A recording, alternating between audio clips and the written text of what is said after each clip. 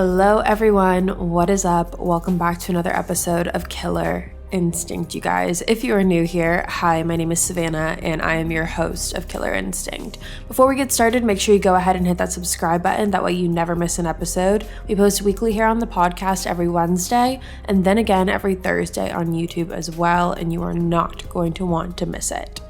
Now, as you guys can tell by the title of today's episode, today we are discussing a case that was recently solved just under a year ago. So with that all being said, let's jump right on into it today.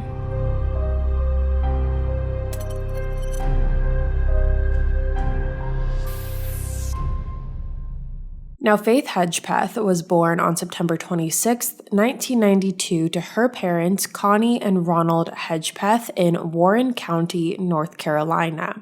Now, Faith actually grew up as a member of the Hollywa-Saponi Native American tribe, and Warren County is included in the tribe's traditional territory. Now, the tribe itself consists of about 4,000 people that live all over the world. However, most of the members live in a very tight-knit communities in North Carolina. Now, Faith was the youngest of 4 siblings. She has 2 older brothers named Chadwick and Caleb, as well as an older sister named Rolanda. Now, Rolanda was actually 18 years old when Faith was born. So because of that, not only did she act as the older sister to Faith, but she definitely had a maternal role in Faith's life as well. Now, very shortly after Faith was born, Connie and Ronald ended up divorcing, and he moved out of the house and relocated to a town called Hickory in North Carolina. However, regardless of this transition and this change, Faith and her father remained in contact, and they were always very, very close. Now, when it came to time to start thinking about college, Faith always had her eye at the University of North Carolina at Chapel Hill. Now, Ronald had actually gone to Chapel Hill, however, he dropped out, but the idea of following in his footsteps always seemed very appealing to Faith. Chapel Hill is a hard school to get into. However, Faith had amazing grades in high school and participated in a lot of extracurricular activities, and she actually ended up earning a scholarship. The scholarship was called the Gates Millennium Scholarship, and she got that to attend Chapel Hill. Now, Faith had aspired to be a doctor, more specifically a pediatrician, and she was thrilled to be able to accomplish those dreams at Chapel Hill, and she was also thrilled to be the first person who was ever planning on graduating college in her family. Now, in the beginning of her experience at Chapel Hill, everything was going very smoothly. She was excelling in all of her classes. She had a great social life. However, in the spring of 2012, she did decide to take that semester off. However, regardless of stepping back academically, she still did continue to live in the Chapel Hill area. She lived at an off-campus apartment at the time, and the complex was called Hawthorne at the View. Now, the complex was located between Chapel Hill and Durham, which is another city in North Carolina. Now, the apartment that Faith was living in, she actually shared with her roommate and friend, Karina Rosario. Now, Karina and Faith had met during their freshman year of college, so they had known each other for about 2 years at this point, and they were pretty close friends. Obviously, they were roommates, they went and did social activities together. Now, while they were living together, Karina also had a boyfriend, and this boyfriend is named Eric Takoy Jones. Now, at the time, Eric was an aspiring rapper, and for a period of time, he actually lived in the apartment with both of the girls. He did have his own place, and it wasn't too far from where the girls lived. However, with dating Karina, it just so happened that he was spending way more time, if not all of his time, at that apartment rather than his own. However, the relationship between Karina and Eric was not always the best. There was a lot of fighting, there was a lot of arguing, and there was a lot of domestic violence. And so because of that, Faith actually drove Karina to the courthouse. That way, Karina could file a protective order that would require Eric to stay away from their apartment. Now, even though it was Karina who was filing this protective order, Eric took a lot of that blame out onto Faith. He really resented Faith for driving Karina and felt like Faith was really putting a wedge in between him and Karina's relationship. And so again, because of that, he grew a lot of resentment towards Faith. Now, there were never any charges pressed against Eric because A, Karina didn't want to file any charges, and B, there was just not enough physical evidence to charge him with. However, the protective order was in place, so he was required to not go anywhere near that apartment. So as far as all things considered, that was really Faith's life. She had, again, a great social life. She went back to school in the fall of 2012 after taking that spring semester off.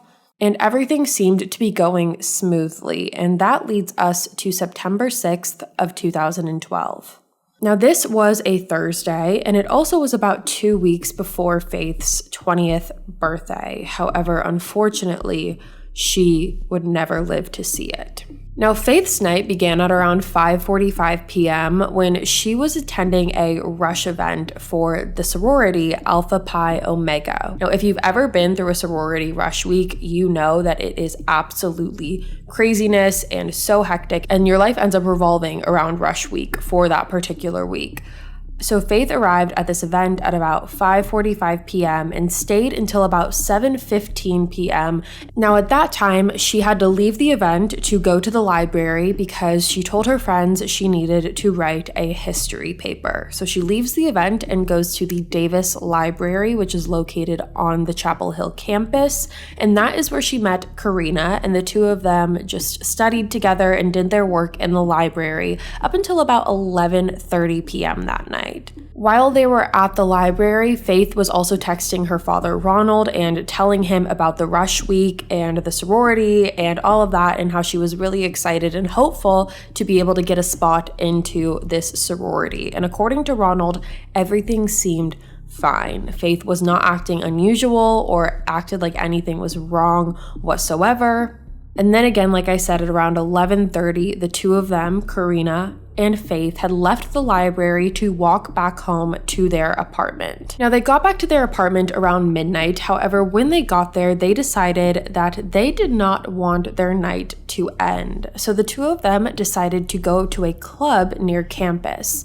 Now, the club is now closed. However, it was called The Thrill, and allegedly, this club was well known for letting people under 21 in to drink and to dance, and it was kind of the go-to spot for college kids who were under the age of 21. So that is where the night took them. The two of them got ready and headed to Thrill at around 12:40 a.m. So now we're moving into the very early morning hours, and they stayed there for about an hour and a half. Now, after about an hour and a half, Karina started to feel a little sick, and she told Faith that she was not feeling well, and the two of them decided it would be best if they went home.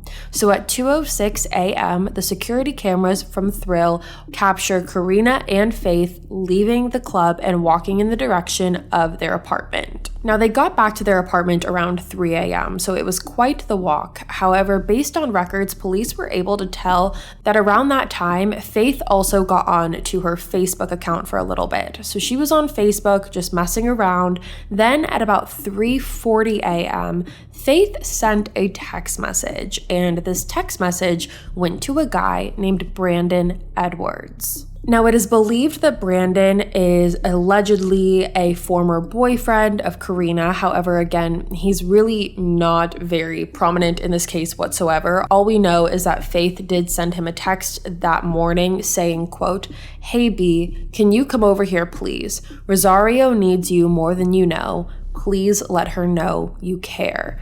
Unquote.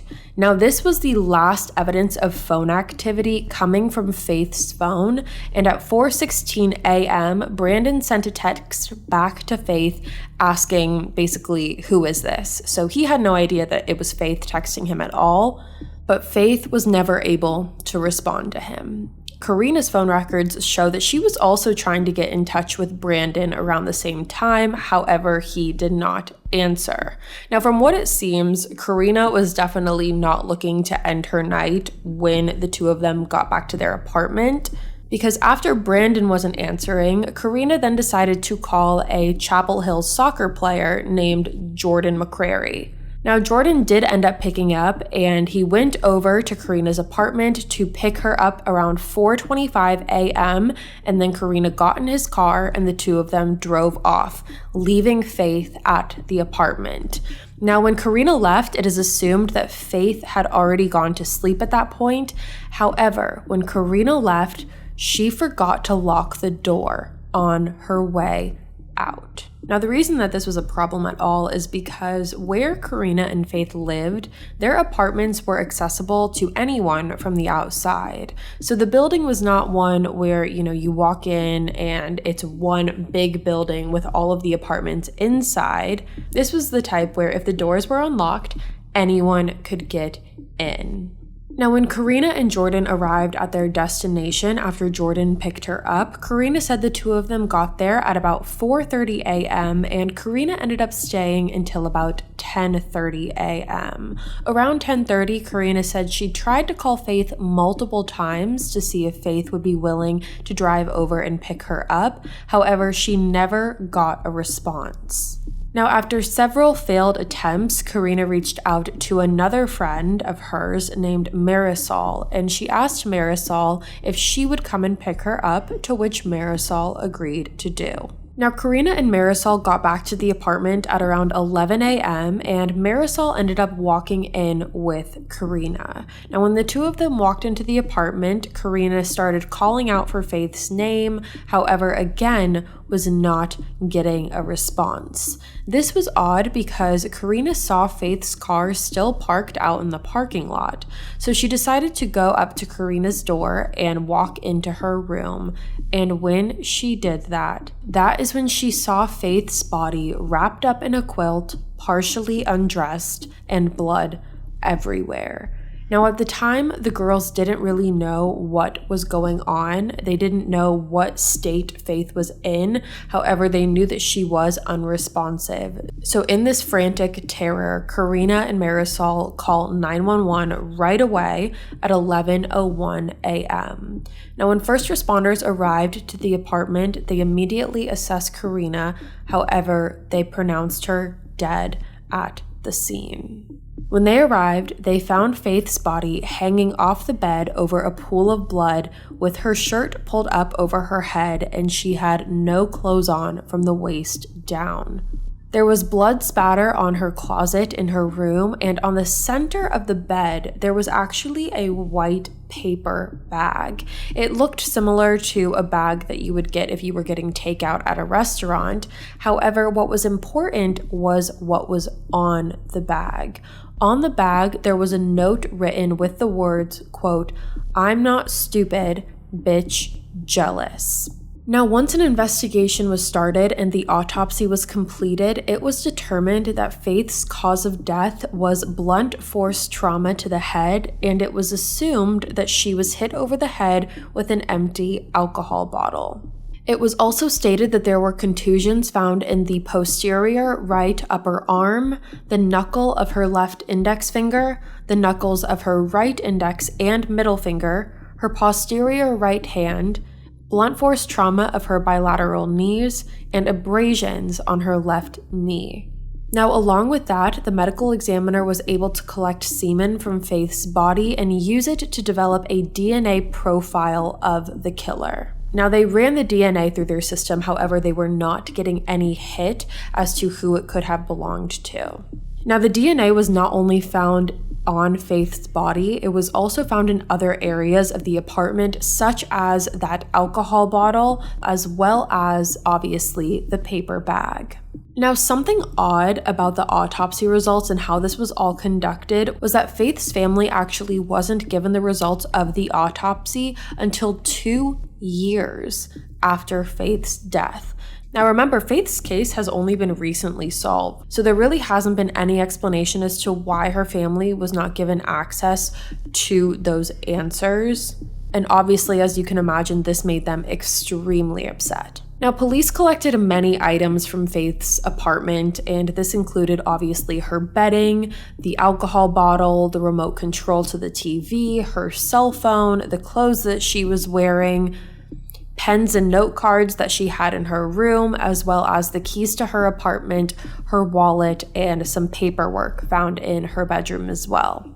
Now, from the beginning, it did not take police very long to look at Karina's ex-boyfriend, Eric, as a possible suspect. He really did have the motive. He, like I said earlier, was angry at the fact that Faith took Karina to get the protective order and felt like Faith was putting a wedge in between him and Karina's relationship. However, contrary to all of that, after Faith's murder, Eric only had wonderful things to say about Faith, surprisingly enough. In an interview that he did with police, he described Faith as, quote, "the sweetest person in the world. If you needed her and she could do it, she was there." Now, along with that, Eric also had some very strange social media activity the night before Faith's death, as well as the day of Faith's death.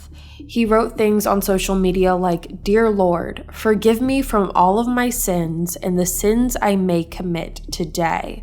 Protect me from the girls who don't deserve me and the ones who wish me dead today."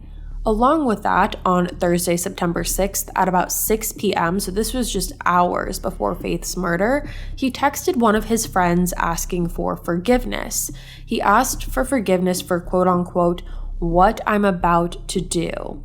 And he also went ahead and put the same quote on his Twitter. Now, at first, when police saw this, they thought, case closed. Pretty simple. He obviously has some guilt. He definitely has the motive. However, to everyone's surprise, Eric was not only very cooperative, however, when he gave police his DNA, it was not a match to the DNA found in the apartment. So even though it didn't look great for Eric, he then was excluded from being a suspect.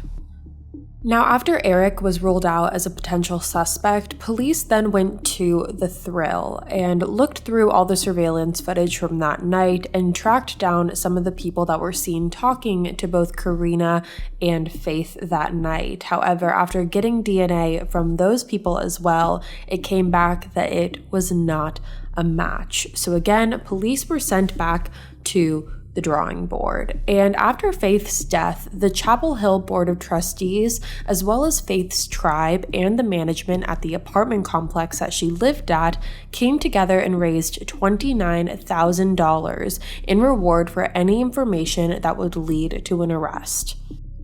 Now, when it came to Faith's family, they had a lot of doubt about this investigation, and for good reason. Like I said earlier, Faith's family was not aware of the results of the autopsy until 2 years after Faith's death.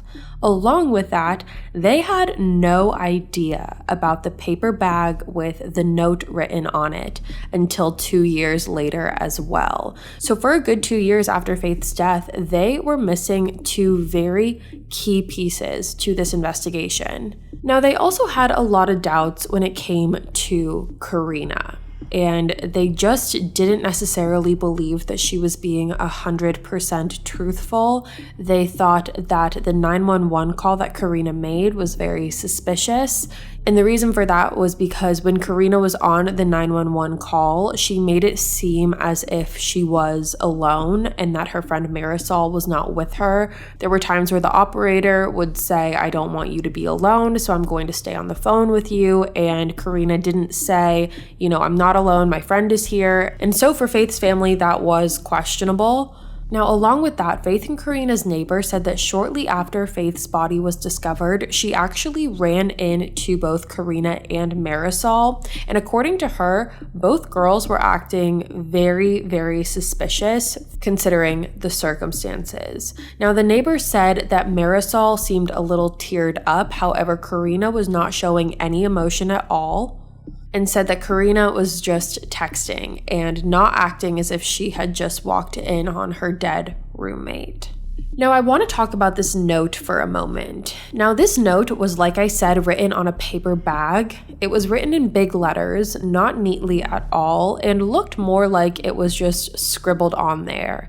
Now, there was a forensic handwriting expert that looked at the note, and she determined that the note looked exceptionally clean, which did not match with how bloody the crime scene was. There was blood everywhere in Faith's room, and it seemed very bizarre how this specific paper bag had not one drop of blood on it. And so because of that, it led this expert to believe that this note was either written outside of the room and then placed there, or it was written outside of the apartment and then placed there after the murder.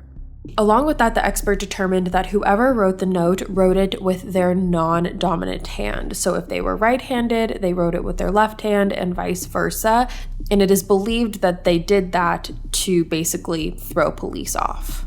Now, I do want to mention a very big point of contention in this case, and that is the voicemail. The voicemail that I'm talking about is a voicemail that Faith had actually left one of her friends on the early morning hours of the 7th. So just hours before her death. And this voicemail is believed to have been the result of a pocket dial. So it's believed that Faith did not mean to call this particular friend. Now, when a lot of people heard this voicemail, they believed that it was the recording of Faith's final moments. They thought that Faith had pocket dialed one of her friends and had recorded a voicemail of her murder. And as you can imagine, this drew a frenzy around this voicemail. However, when police revealed the timestamp of this voicemail, the voicemail was from 1:23 a.m. Now remember, Karina and Faith did not leave the thrill until 2:06 a.m. So revealing this timestamp was police's way of telling the public that this was obviously a pocket dial that is not related to the murder. Therefore, it has no connection to the case, and everyone can just kind of calm down about this voicemail. However, in 2016, there was an expert who looked at the voicemail and was certain that the voicemail was the final moments of Faith's life. The expert was certain that there were 2 males and at least one other female heard in the voicemail, and he said that from this voicemail, you can hear the other female come off as very angry. And if you've never heard of the voicemail at all, it is really hard to make out anything that is being said because there is loud music playing in the background. Everything is really muffled. However, this expert, who is an actual expert in pocket dials for murders, which I wasn't even aware was a thing, period. However, it is. And that was the man who looked at this voicemail. And he said from this voicemail, he was able to detect the other female, so not Faith, saying things like, "I'm pissed. I'm gonna kick your face, bitch. I figured out that bullshit. You're a liar." Now, you might be thinking, well, the timestamp. There's a timestamp. It's 1:26 a.m. They didn't leave the club until 2:06. However, this expert is convinced that the timestamp is wrong. He said that he looked into the brand of phones that Faith and the friend who received the voicemail had, and both had issues with correctly timestamping, and so he still believes wholeheartedly that the timestamp is wrong. So again, it's 2 very different perspectives. It's been a big point of contention. I will let you be the judge of it. If you want to go look up the voicemail, you will be able to find it. But again, lots of differing opinions on this voicemail, but the timestamp that we do have does say 1:26 a.m. So for years, this case went unsolved, and there were a lot of people pointing fingers at the police in this case because the public didn't understand several things. First off, again, I keep mentioning this, but why the family did not get the autopsy results for 2 years. It also took them 4 years to hear the voicemail, the pocket dial voicemail, regardless of when it was timestamped. They didn't hear it for 4 years. They didn't know about the note for 2 years.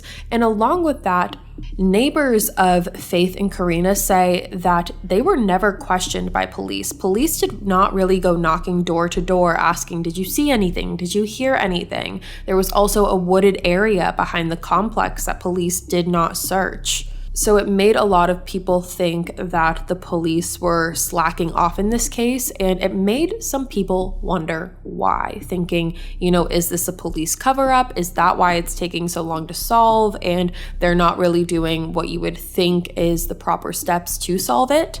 However, when it came to theories, police did have a theory, and their theory was that Faith's murder was a crime of opportunity. However, they did think that it was more than likely committed by someone that she knew. Now, when we're talking about crime of opportunity, we're talking about something that was not planned, it was not premeditated, it just happened in the moment.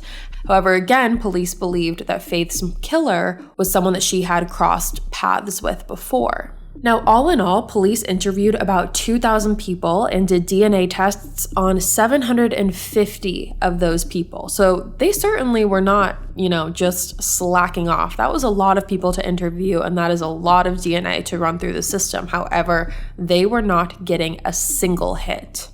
However, around 2017, believe it or not, they were able to eliminate their suspect pool to be around 10 people. So they went from 2,000 people to 10. And along with that, they then made a statement in 2017 and said that they were not 100% certain that Faith's only had one killer.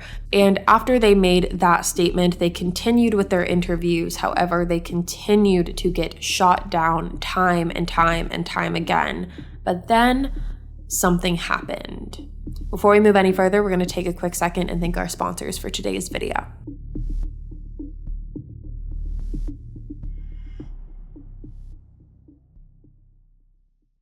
Fresh out of my hometown of San Diego, California, comes the only sunglasses brand I am ever going to wear again. I'm talking about Blenders Eyewear, and you're going to be just as hooked when you see how awesome these shades are. Now, personally, I got the Malibu Moon shades, and I am obsessed. They are the perfect sunglasses for summer, and they go with every single outfit. Now, Chase Fisher started Blenders by selling his beachy shades out of his backpack while doubling as a surf instructor on Pacific Beach. His goal was to create an adventurous, mid-priced eyewear option with the same cool factor as the leading brands.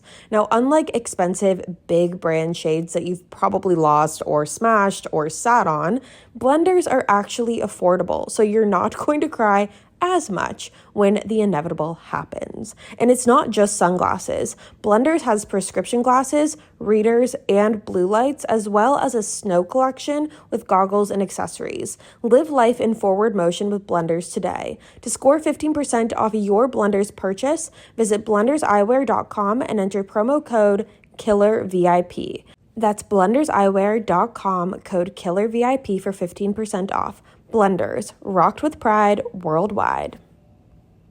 Now, I don't know about you guys, but for the longest time, I had the most difficult process trying to find fast, pre-cooked meals that weren't frozen, tasteless, or just highly processed. But what I've learned is that food that's fast does not have to be fast food, and that's why Freshly offers quality meals without the hard work. Freshly's meals are designed by nutritionists, cooked by chefs, and then delivered fresh. Other meal deliveries need to be prepped and cooked, but Freshly is ready to eat in just 3 minutes. Now, no one wants to spend an hour cooking dinner after a rough day at work or an infuriating commute, and Freshly definitely took that into consideration. I know personally for me, sometimes the days just get ahead of me, and by the time it's dinner time, I have absolutely nothing to make or prepare. I have not thought it out at all, and then I'm stuck with things that are either unhealthy or don't taste good or are highly processed. And ever since I've found Freshly, they have taken all of that stress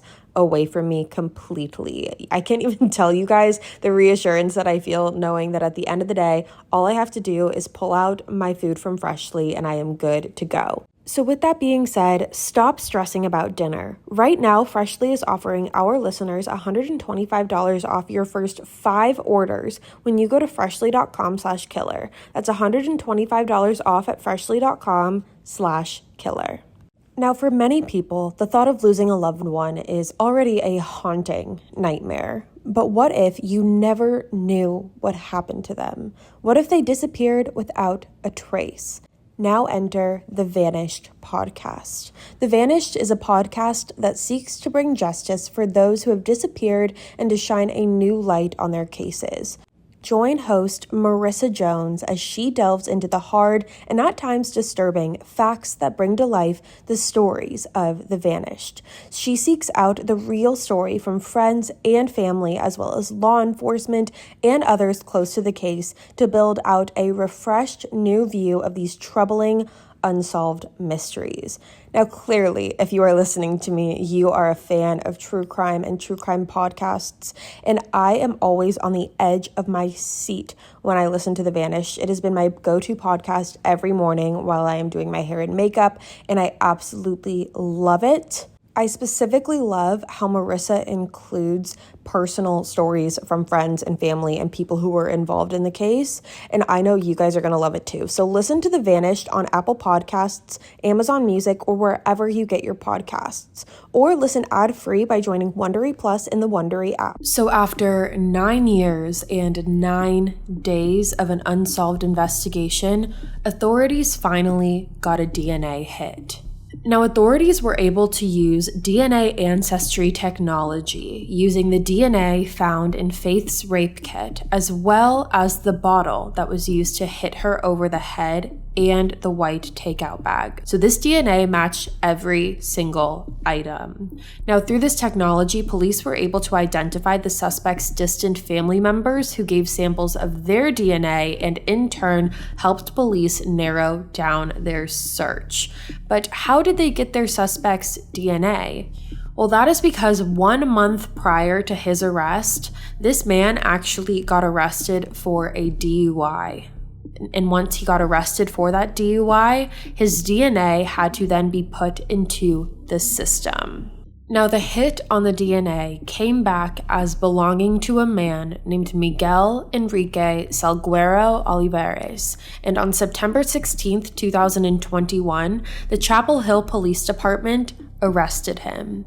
At the time of his arrest, Miguel was 28 years old, making him 19 years old at the time of Faith's murder. Now, there really isn't that much that we know about Miguel. However, from what we do know, he came over from Guatemala when he was a teenager in 2010 and spoke very little English. So that was just 2 years before Faith's murder. He did work as a painter around the time of the murder and got a DWI charge in North Carolina in 2014. However, his DNA did not have to be put into the system at that point. Now, at the time of his arrest, Miguel did live with his mother, who to this day has stood by her son and said that she does not believe that Miguel is responsible for this. She said that Miguel claims that he does not know Faith and that he has never met her, and she believes him. Now, Miguel did make his first court appearance on September 17th of 2021, and he was held without bond for a first-degree murder charge. However, there really hasn't been any development in the case thus far or since then, because I'm sure a big question that you're sitting here wondering is, how the hell did this happen, and why did this happen? What was the motive? Now, since Miguel's arrest, there have been many people in the public who believe that Miguel was not the only person involved in Faith's death. Now, that doesn't necessarily mean that anyone else was involved in the murder, but a lot of people believe that there are multiple people who know what happened and are withholding that information. To think that Miguel is the only person who knew about this for 10 years is hard to believe. However, again, there's very little that we know about this investigation. We don't know how Miguel came in contact with Faith in the first place. There are some reports that have said that Miguel was at the Thrill that night. However, that has not been confirmed. From what we do know, it seems that Miguel had to be watching Faith to some extent, whether that was at the Thrill that night or somewhere along the way, because to think that he was just going door to door, opening apartment doors to see which one would work that night, and then just so happened to run into Faith doesn't necessarily seem as likely. This was not a robbery gone wrong because there were no items stolen from the apartment. From what we do know, it seems more realistic that he did cross paths with Faith at some point.